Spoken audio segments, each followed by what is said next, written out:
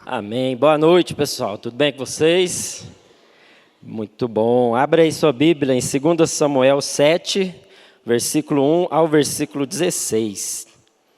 Vou ler na versão NVT, 2 Samuel, capítulo 7, do versículo 1 ao 16.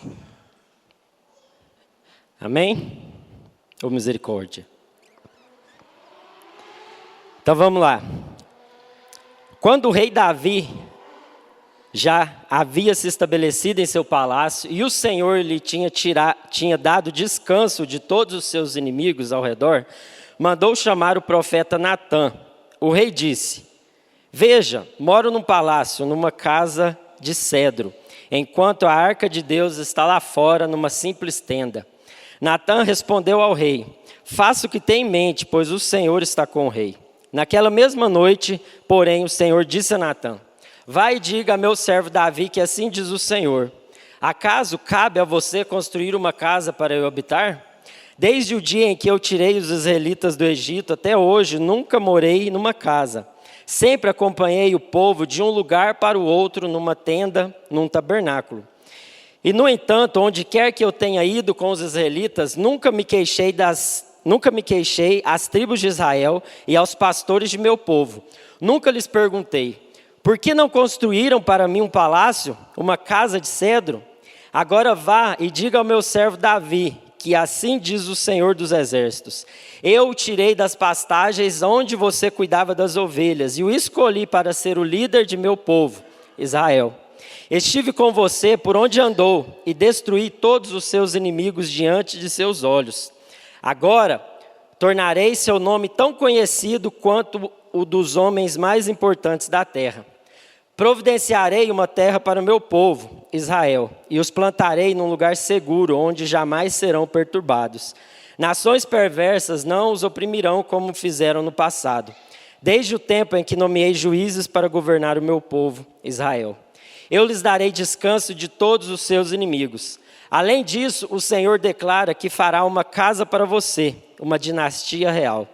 Pois quando você morrer e for sepultado com seus antepassados, escolherei um de seus filhos de sua própria descendência e estabelecerei seu reino. Ele é que construirá uma casa para meu nome e estabelecerei seu trono para sempre. Eu serei seu pai e ele será meu filho. Se ele pecar, eu corrigirei e disciplinarei com a vara, como qualquer outro pai faria. Contudo, não rejeitarei dele meu favor, como o retirei de Saul quando o removi do seu caminho. Sua casa e seu reino continuarão para sempre diante de mim, para sempre, e seu trono será estabelecido para sempre. Até aqui. Feche seus olhos aí, vamos orar mais uma vez. Pai, obrigado pela tua palavra. Nós estamos, Senhor, diante dela e clamamos, Pai, pela revelação poderosa que só o teu Espírito Santo pode nos dar, Pai. No nome de Jesus, Pai, tira todas as fortalezas, Pai, do nosso coração, da nossa mente, Pai, do nosso corpo, Pai, para que nós possamos, Senhor Deus, ser cativados pela tua palavra, Senhor Deus. Que ela, Senhor Deus, ilumine a nossa mente para que nós possamos entender, Senhor Deus, tudo aquilo que o Senhor deseja nos ensinar, Pai. Que ela aqueça o nosso coração, Paizinho, transformando, Senhor Deus, todo o íntimo do nosso ser, de dentro para fora, Senhor Deus, produzindo uma transformação real, Pai.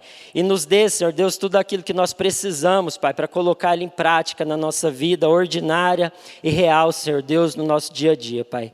É contando, Senhor Deus, com a tua graça, com o teu favor, com a tua misericórdia essa noite, Pai, que nós oramos em nome de Jesus. Amém.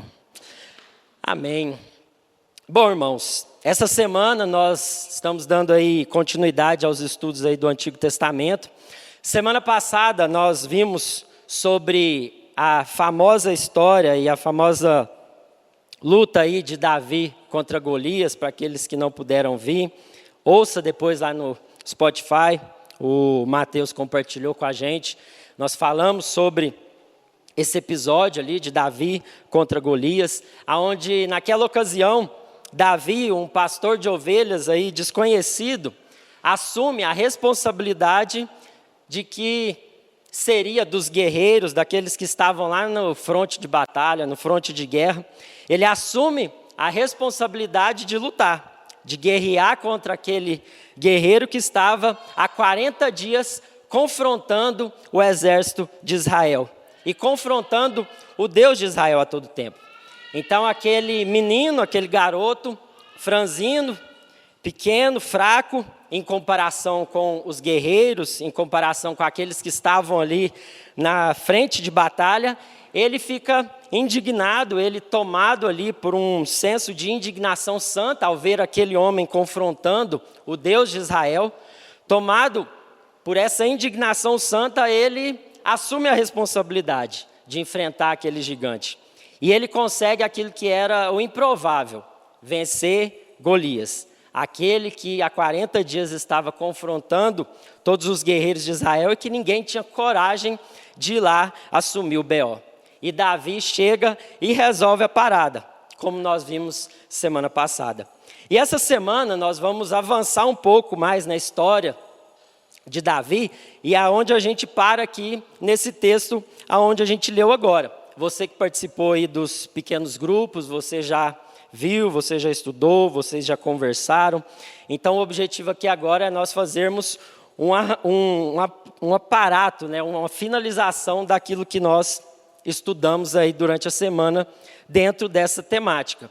E aqui nós vemos como que Deus, ele estabeleceu a sua aliança com o rei Davi. Nesse trecho específico nós vamos ver que Davi meio que fica com pena de Deus. Nó, Deus, eu estou aqui morando num palácio, eu estou aqui sentado no meu trono, num grande lugar, e o Senhor está aí numa tenda, numa barraca. Vou resolver esse problema para o Senhor, vou construir um palácio, vou construir um templo, porque não é justo eu, como um rei, morar numa casa muito grande, num palácio, e você morar em uma tenda. E essa tenda era aquela tenda, o tabernáculo, que era simbolizado ali, aonde a arca da aliança, a presença de Deus, ficava dentro dela. E ela é colocada dentro dessa tenda, uma espécie de acampamento, como nós já vimos em outras ocasiões. E era um santuário móvel, que era projetado justamente para ser transportado nas peregrinações que o povo de Israel fazia. Porque constantemente eles estavam em guerra, em perseguição, e essa tenda, esse tabernáculo tinha essa flexibilidade, essa mobilidade, de aonde o povo de Israel fosse, a presença de Deus, simbolizada ali pela Arca da Aliança, que ficava dentro desse acampamento, dentro dessa tenda, fosse com o povo junto. Então Davi, vendo aquela situação e após ali entrar num período, como a gente leu lá no texto, de paz, um período que Israel não estava tendo mais guerra contra os seus inimigos, ele faz essa proposta de construir esse templo aí para Deus. Porém, no primeiro momento, ele recebe o aval ali do profeta Natan. Natan vira e fala: não, Davi, vai lá, faz tudo que está no seu coração. Mas num segundo momento, quando Natan volta e ouve Deus, Deus fala com o profeta. E aí ele volta com as palavras que nós lemos aqui, dizendo para Davi que, na verdade, quem pediu para que Davi construísse uma tenda, uma casa, um santuário para o Senhor? Quem foi que pediu para ele construir um lugar para a minha habitação? E aí Natan confronta Davi, segundo aquilo que Deus tinha falado para ele, e aí propõe, diz para Davi, que não, Davi, não é você que vai construir uma casa para mim, mas a partir da sua descendência eu vou construir, eu vou edificar um reino que vai ser eterno, uma dinastia eterna a partir da sua descendência. Mas Deus não estava falando a respeito de um templo físico, de um lugar, de um terreno, de um muro, de um telhado. Não, Deus estava falando de um reino espiritual. Porque se esse reino iria durar para todo sempre, e Davi sendo uma pessoa, um ser humano, que tem prazo de validade para morrer um dia, assim como seus descendentes, como que esse reino ele iria perpetuar para todo sempre? Então é aqui que nós vemos a ligação, a profecia que o profeta estava fazendo para Davi, com Jesus. Porque Jesus é o descendente de Davi. Porque Jesus é que vai cumprir essa promessa, aonde ele iria estabelecer o seu reinado, o seu reino para todo sempre. Não seria Davi, não seria Salomão, não seria os seus descendentes que viriam depois, mas esse reino espiritual que o Senhor estava prometendo que iria fazer através de Davi, começaria ali naquele momento em que ele recebeu aquela profecia. Mas dentro desse enredo todo, a gente vê que Deus, além de falar sobre essa profecia desse reino espiritual e eterno que ele iria construir ali, Deus lembra Davi o que ele fez por ele. E aí são 3 coisas. A primeira delas é que Deus lembra Davi que tirou ele lá do pastoreio das ovelhas, removeu ele do campo e colocou ele num trono. Nesse momento, Davi já havia assumido o trono, o reinado. Então Deus traz a memória de Davi ali, da onde ele tinha saído. Qual que era a sua origem?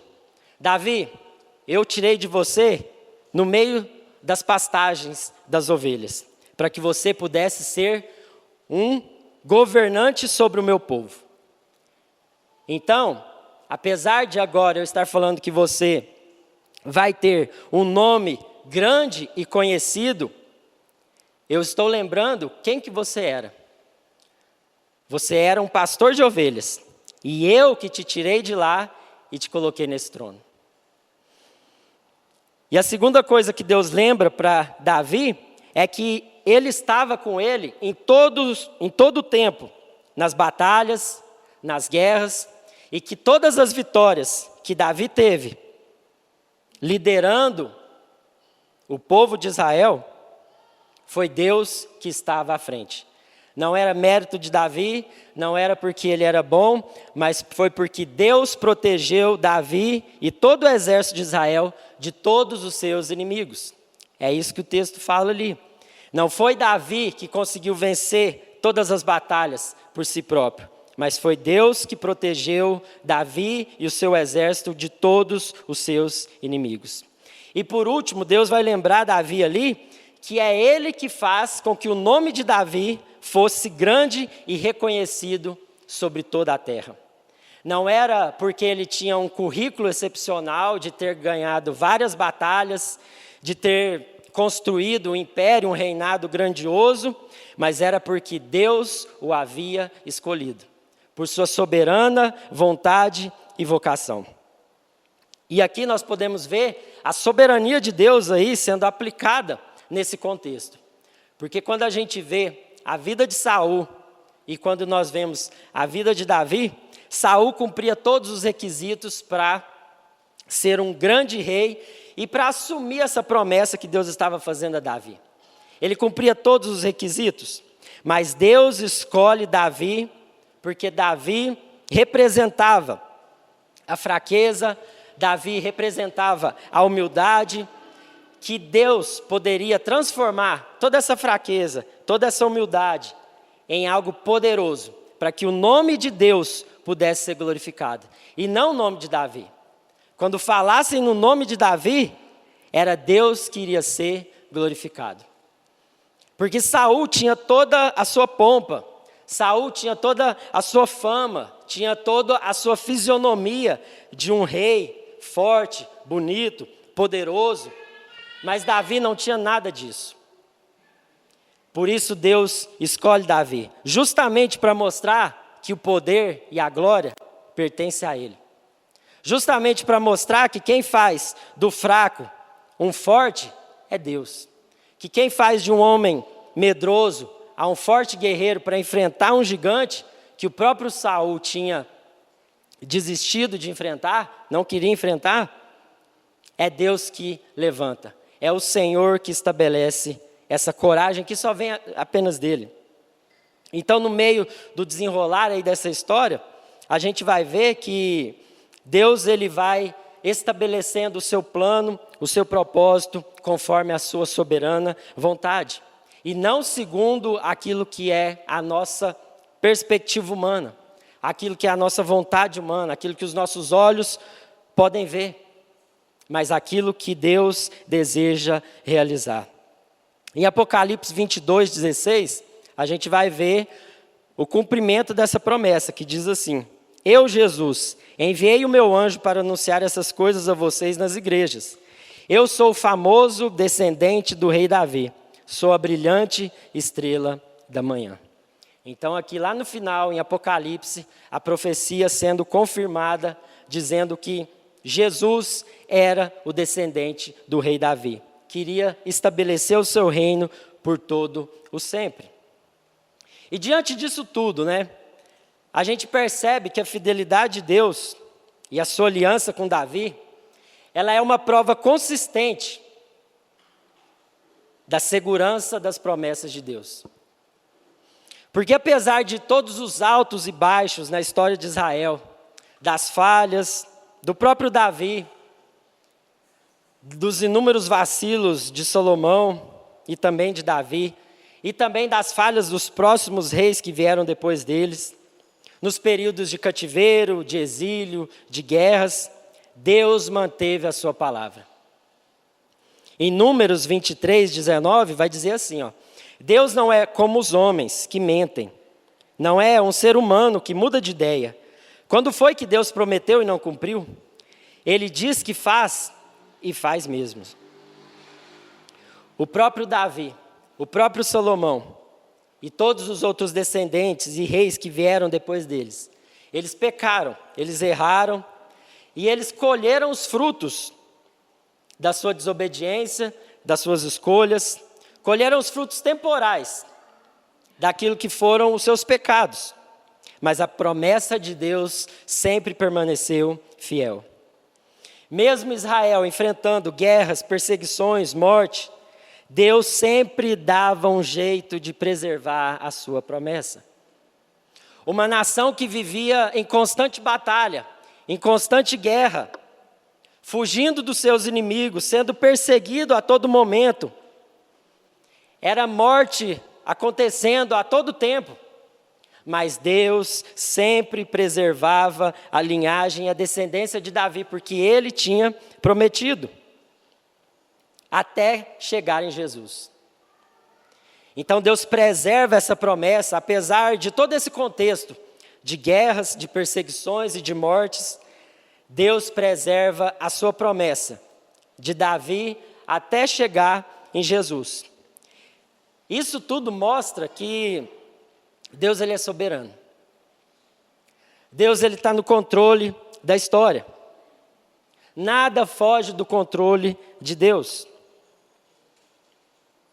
Ele escolhe os improváveis, Ele escolhe os pecadores, justamente para mostrar que o poder, a glória, a honra pertencem somente a Ele. E lá em Salmos 89, aí você pode abrir aí para a gente acompanhar, Salmos 89, no versículo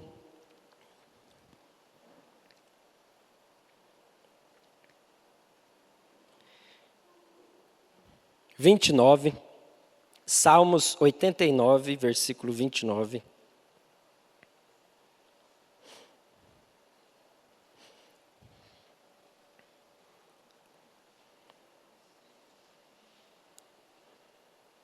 Esse salmo ele estava falando de Davi, então no começo ali depois vocês podem ler, mas a gente vai ler a partir do versículo 29, ele diz assim, farei que ele sempre tenha herdeiros, enquanto existirem os céus, seu trono não terá fim. Se porém seus descendentes abandonarem minha lei e não seguirem meus estatutos, se não obedecerem aos meus decretos e não guardarem meus mandamentos, castigarei seu pecado com a vara e sua desobediência com açoites. Contudo, não desistirei de amá-lo, nem deixarei de lhe ser fiel.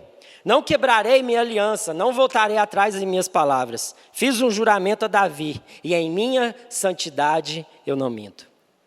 Então, meus irmãos, aqui nós podemos aprender que a palavra de Deus, ela vai se cumprir, apesar de nós. As promessas de Deus, elas vão ser cumpridas, apesar dos nossos pecados, dos nossos vacilos. Mas abre-se aqui um parêntese, como a gente leu. os nossos vacilos, os nossos erros, os nossos pecados, as nossas escolhas erradas que fazemos, muitas vezes, nós iremos colher os frutos delas.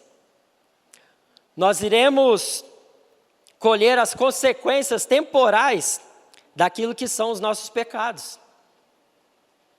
Mas a promessa eterna de Deus vai se cumprir.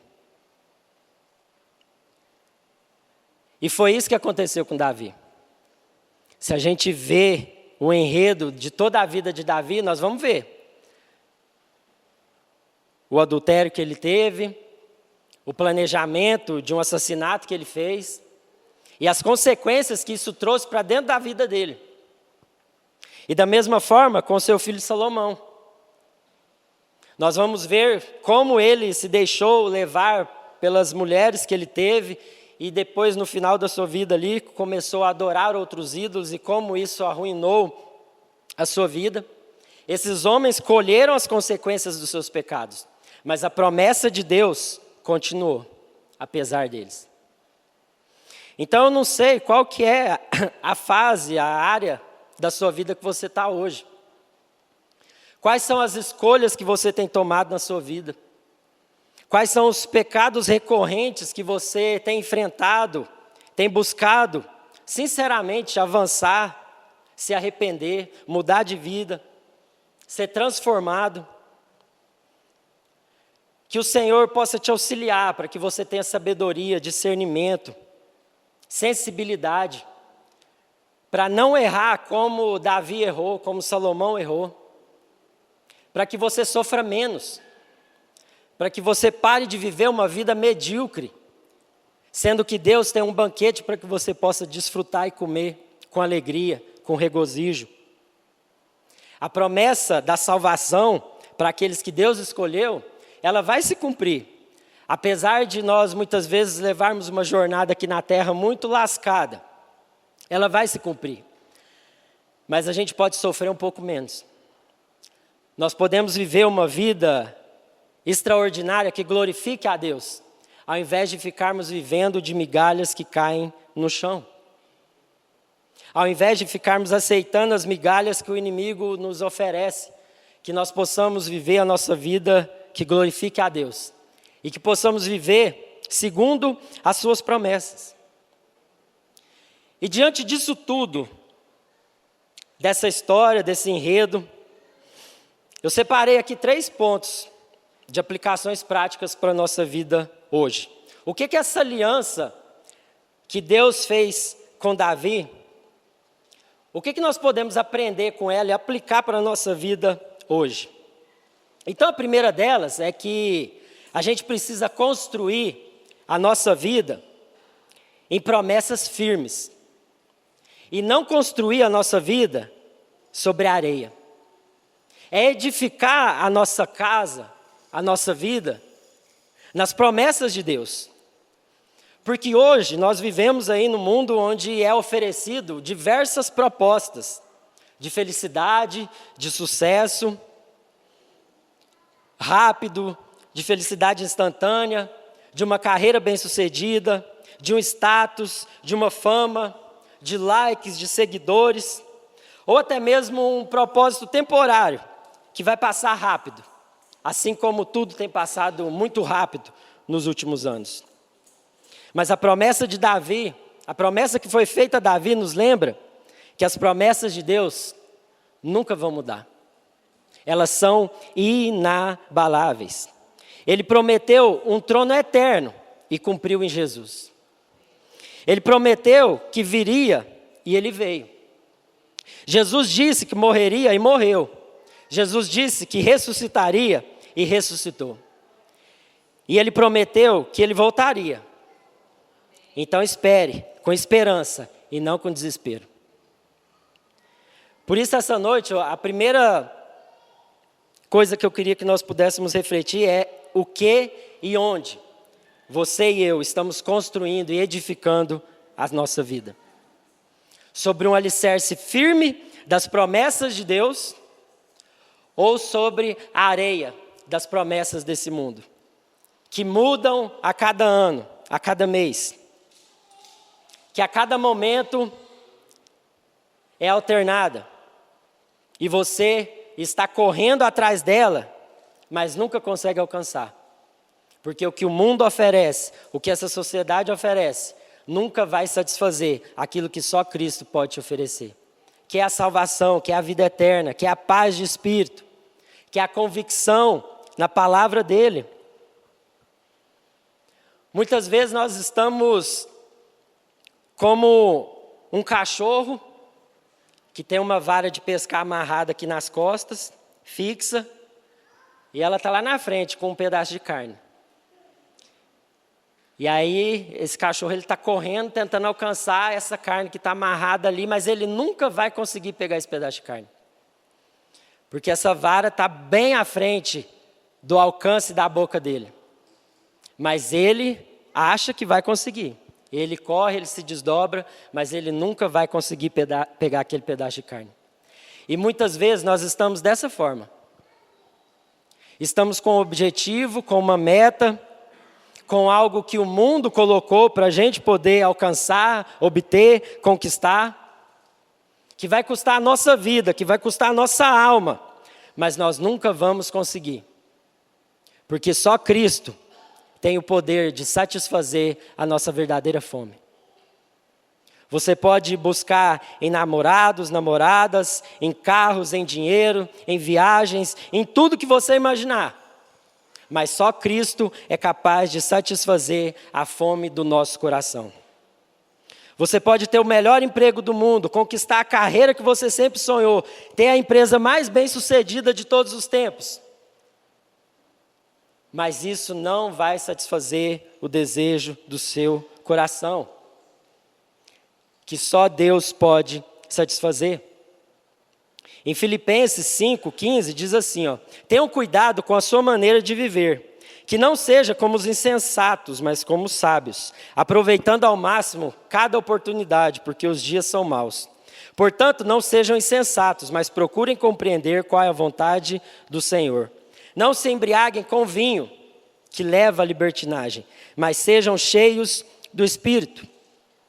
Será que nós temos sido cheios do Espírito para buscar compreender qual é a vontade de Deus e dedicar a nossa vida em favor disso? Ou nós estamos cada vez mais nos embriagando de tantas outras coisas e nos esquecendo daquilo que realmente importa, daquilo que realmente vai permanecer por toda a eternidade? Então Davi, a partir do momento ali que ele entendeu e que Natan ali trouxe essa palavra para ele, a partir do momento que Davi entendeu que ele iria construir esse templo, iria começar a construção desse templo, ele trabalhou duro para juntar tudo aquilo que era necessário para que o seu filho concluísse a sua obra. Ele sabia que ele não iria construir, porque o profeta já tinha avisado ele. Então o que ele fez? Ele trabalhou duro e juntou todo o material que o seu filho Salomão iria precisar para construir aquele templo. Ele investiu a sua vida nisso. Lá em 1 Crônicas 22:5, fala assim, Davi disse, meu filho Salomão ainda é jovem e inexperiente. Uma vez que o templo do Senhor deve ser um edifício magnífico, famoso e glorioso por todo o mundo, começarei desde já a fazer os preparativos. Assim, antes de sua morte, Davi juntou grandes quantidades de materiais para a construção. Aí lá no versículo 14 fala assim, trabalhei arduamente para providenciar os materiais para a construção do templo do Senhor. Então Davi dedicou a sua vida para que aquele templo pudesse ser construído. E nós? Será que nós temos dedicado a nossa vida para construir, para edificar a igreja de Cristo no nosso tempo? Será que nós estamos gastando a nossa vida, como diz aquela música que algumas vezes a gente canta, em favor do reino de Deus, em favor do evangelho? Ou será que nós estamos aí embriagados com tantas outras coisas e com tantas outras preocupações que não estamos gastando, investindo a nossa vida naquilo que vai durar por toda a eternidade? E segundo, O que eu aprendo com esse contexto aqui? Que a confiança na fidelidade de Deus em meio às crises pessoais e mundiais. Nós devemos confiar que Deus cumpre as suas promessas. Porque muitos de nós estamos enfrentando diversas crises, sejam elas pessoais, de identidade, sobre o futuro, ansiosos diante de diversas pressões internas e externas que a gente sofre aí a todo momento, instabilidades políticas e econômicas. Quando a gente abre o noticiário aí, nós somos tomados por espanto, por medo, por ansiedade, e aí nós vamos rolando ali a página e só vai descendo notícia que vai causando medo. E a gente pensa, meu Deus, aonde isso tudo vai parar? E Davi também enfrentou muitas crises. Davi também enfrentou muitos outros gigantes, além de Golias, naquela ocasião. Até ele assumir o trono, ele passou por maus bocados.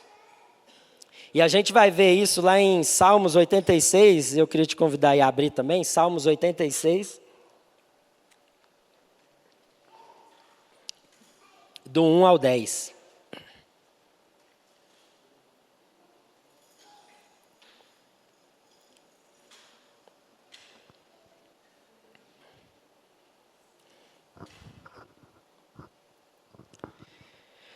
Inclina-te, Senhor, e ouve minha oração. Responde-me, pois estou aflito e necessitado. Protege-me, pois sou fiel a ti. Salva-me, pois sou teu servo e em ti confio. Tu és meu Deus, tem misericórdia de mim, ó Senhor, pois clamo a ti sem parar. Alegra-me, Senhor, pois a ti me entrego. Ó Senhor, tu és tão bom, tão pronto a perdoar, tão cheio de amor por todos que te buscam. Ouve minha oração, Senhor, e atende a meu clamor. Em tempos de aflição, clamarei a ti, e tu me responderás. Nenhum dos deuses é semelhante a ti, Senhor. Nenhum deles pode fazer o que tu fazes. Todas as nações que criastes virão e se prostrarão diante de ti, Senhor, e glorificarão o teu nome. Pois tu és grande e realizas maravilhas. Só tu és Deus. Então Davi, ele enfrentou diversas pressões e perseguições físicas, aonde ele quase chegou a ser assassinado. E ele se escondia em cavernas, com medo, com pavor. Os salmos mais incríveis que Davi escreveu foi diante dessas situações, de angústia, de ansiedade, de medo, de pavor. Foram onde surgiram os salmos mais bonitos, mas muitas vezes a gente não se lembra disso. E muitas vezes nós estamos também nesse mesmo lugar, com medo, ansiosos, tomados por um pavor diante de todo um contexto mundial, local, regional que nós estamos vivendo.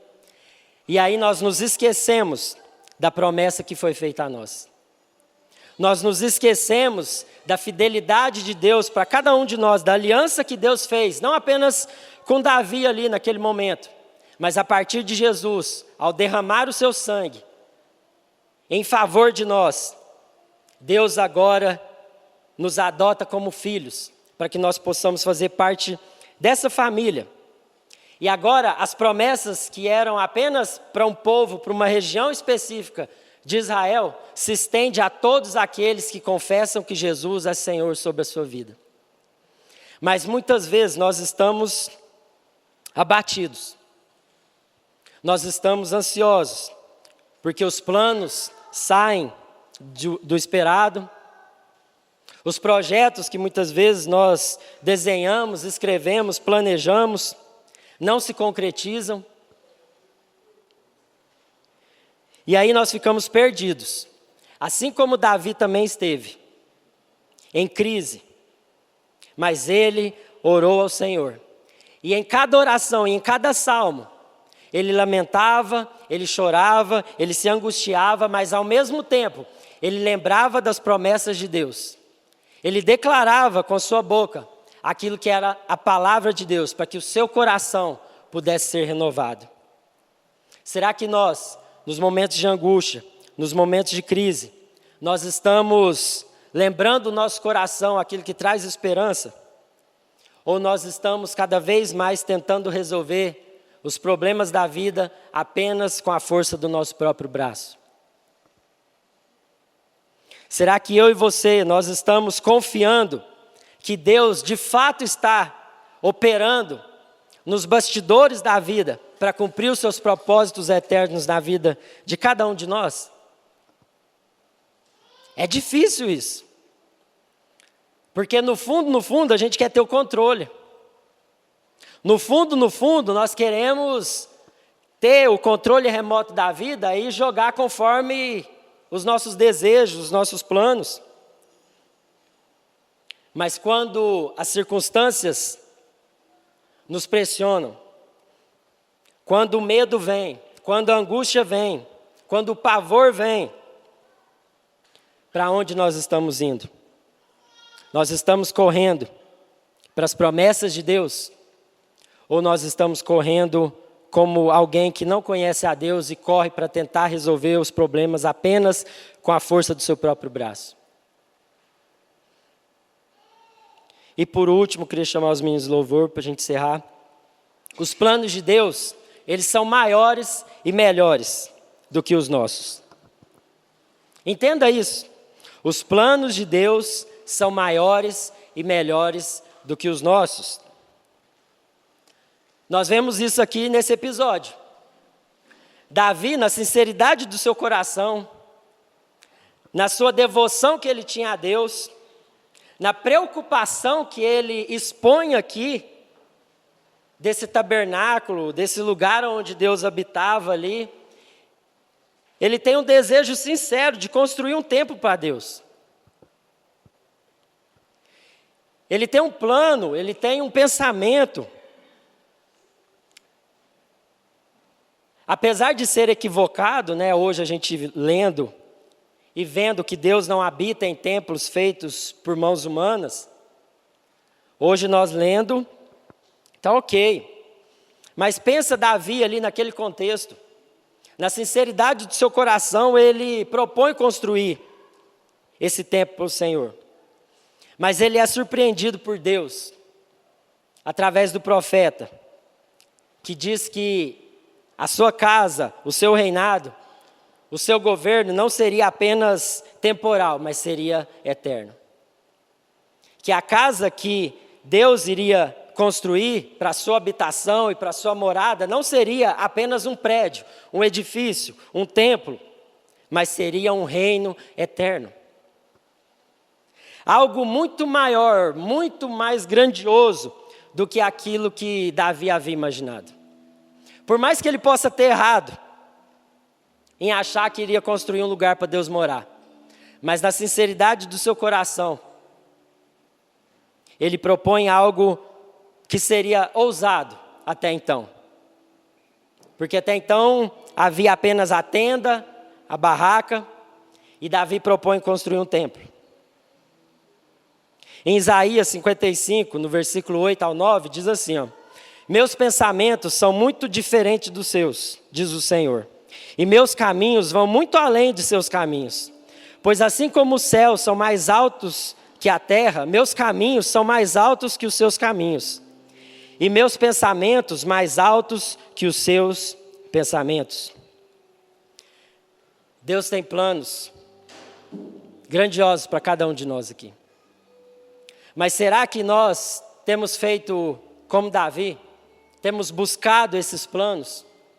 Temos orado errado, mas estamos orando, buscando, pedindo, clamando.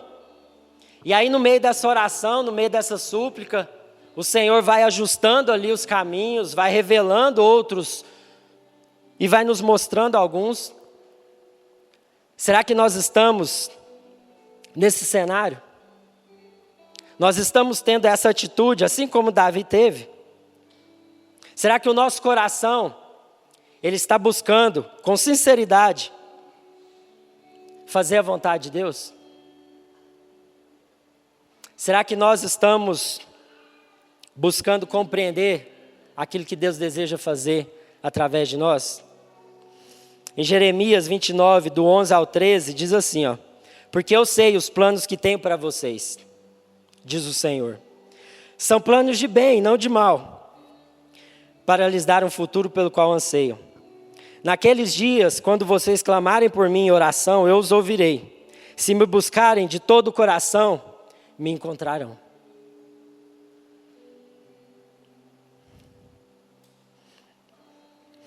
Deus, ele não prometeu uma casa própria para você. Deus, ele não prometeu um carro novo, um celular de última geração.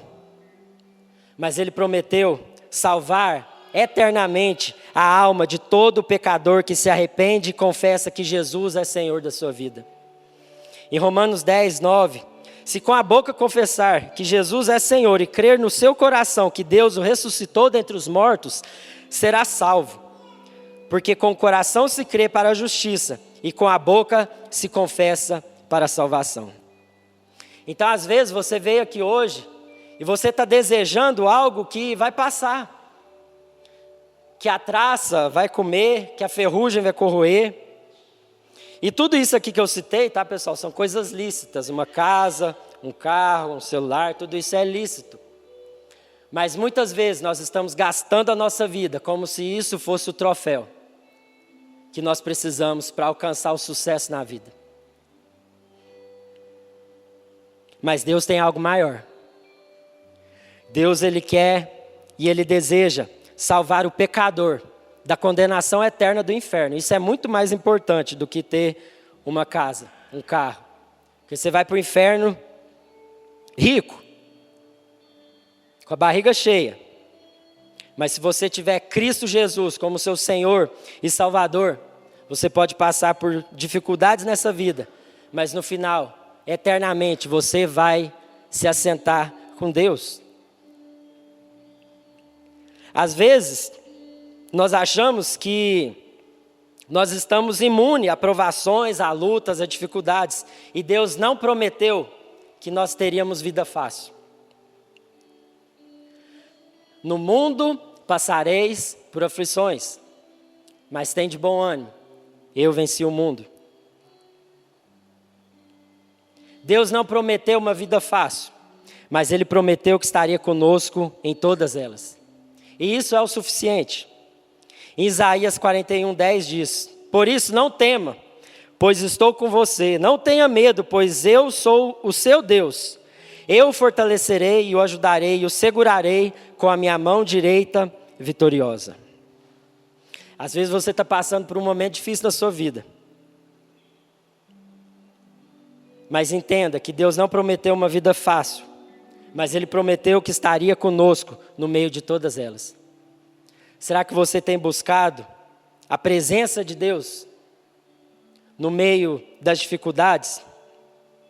E por último, Deus, ele não prometeu que nos daria tudo que a gente quisesse, mas Ele prometeu que nos daria tudo aquilo que nós precisamos. Em Filipenses 4:19, diz assim: e esse mesmo Deus que cuida de mim, lhe suprirá todas as necessidades por meio das riquezas gloriosas que nos foram dadas em Cristo. Deus, ele vai suprir tudo aquilo que nós precisamos. O seu compromisso, a sua promessa são com as nossas necessidades básicas. Tudo aquilo que a gente conquista além disso é um bônus, eu costumo falar. É algo que Deus nos dá pela sua infinita graça e misericórdia que nós vamos conquistando aí ao longo da vida. Mas aquilo que nós precisamos, isso Ele prometeu. Por isso, por que você está temendo o dia de amanhã? Por que você está com medo, aflito, ansioso, por conta de toda a conjectura econômica, mundial? Deus está cuidando de você. Essa é a promessa que Ele tem para nós. Essas são as promessas que Ele tem para nós. Eu separei aqui apenas 3, mas tem inúmeras. Então não precisa ficar perguntando para o ChatGPT qual é a sua bênção. A bênção está aqui. Está na palavra. Está na palavra. Será que você conhece quais são as promessas de Deus que Ele tem para a sua vida sem perguntar para o ChatGPT? Feche seus olhos. Coloque seu coração aí diante de Deus.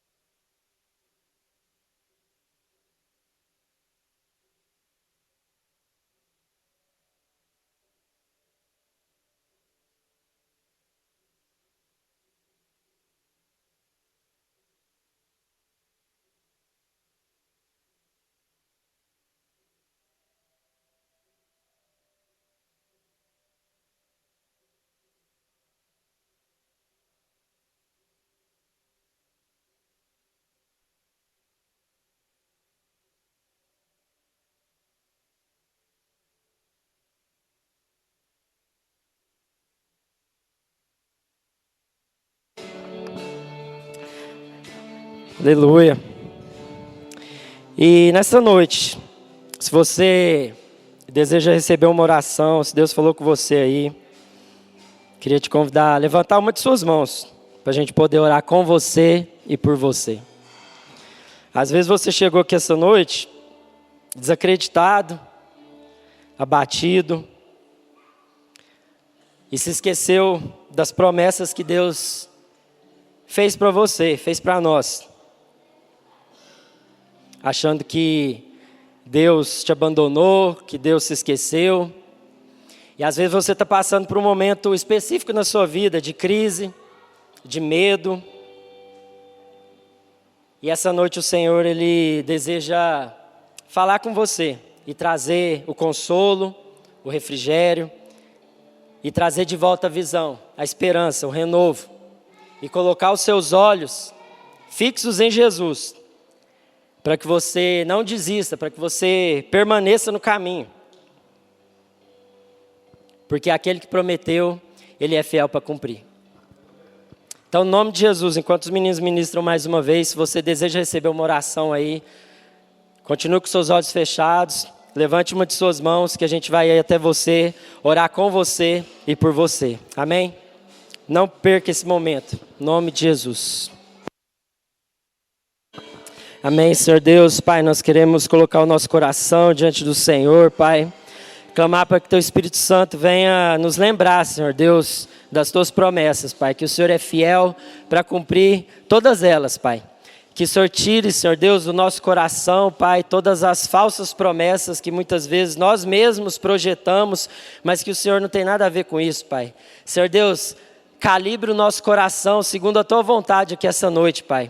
Para que nós possamos sair daqui, Senhor Deus, mais leves, com o espírito em paz, Senhor Deus, e com o coração alegre, Senhor Deus, porque o Senhor é fiel para cumprir tudo aquilo que o Senhor prometeu, Pai. No nome de Jesus, Pai, aqueles que entraram aqui, Senhor Deus, ansiosos, aflitos, Pai, com medo, que o Senhor venha renovar, Senhor Deus, a visão, a esperança, a fé, a coragem, Pai. Que o Senhor venha trazer renovo, Senhor Deus, sobre aqueles que chegaram aqui cansados, Pai, sobrecarregados, Pai, porque estão tentando correr atrás de promessas que o mundo está fazendo aí, Pai. Pai, que nessa noite nós venhamos, Senhor Deus, colocar o nosso coração no lugar certo, Pai, para que nós possamos correr atrás mesmo, Senhor Deus, da Tua vontade, das promessas que o Senhor fez, Deus, e não as falsas promessas que a todo tempo o mundo está fazendo para nós, Pai. Isso tem roubado a nossa alegria, o nosso ânimo, a nossa disposição, Pai, para fazer aquilo que realmente importa e que vai durar por toda a eternidade, Pai. No nome de Jesus, nós oramos e nós agradecemos. Amém.